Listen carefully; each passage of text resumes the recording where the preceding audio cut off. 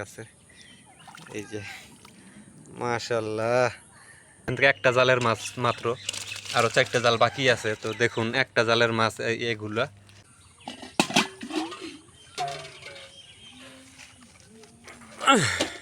তো এই যে মাছ, জালে মাছ আটকে গেছে, কিছুক্ষণ আগে পাচ্ছি জালটা জেতা জেতা মাছ, দেখছেন জেতা মাছ। তো দেখি এই জালটা 6 ছড়া জাল পাচ্ছি। তো এই জালটার মধ্যে বেশি মাছ বাজে। এই যে মাছ, পরে এই যে মাছ,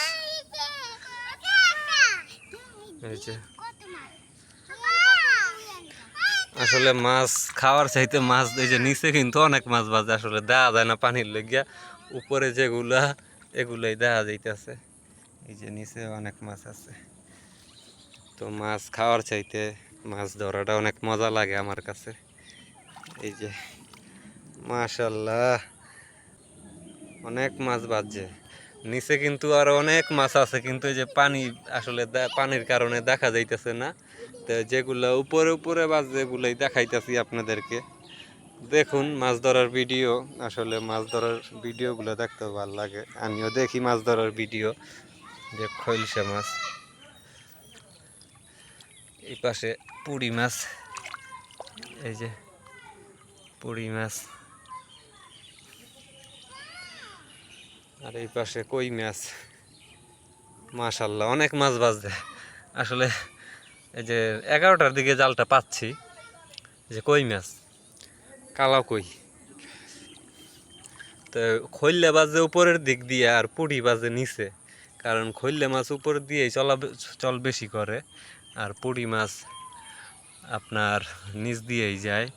এই যে দেখুন, আসলে মাছের ভিডিও করলাম, আপনারা একটু সাপোর্ট করবেন। তো এই যে বরিশালে আমাগো 2 দিনের ব্যবধানে অনেক পানি হয়ে গেছে গা। তো এই মাছগুলো এখন খুলমু।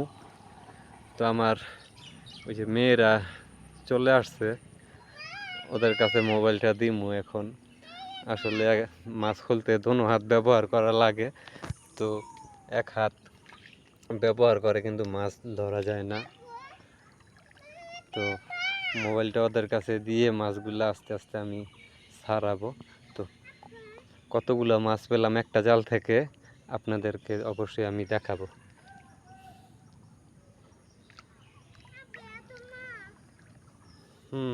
মাছ, জি আব্বা।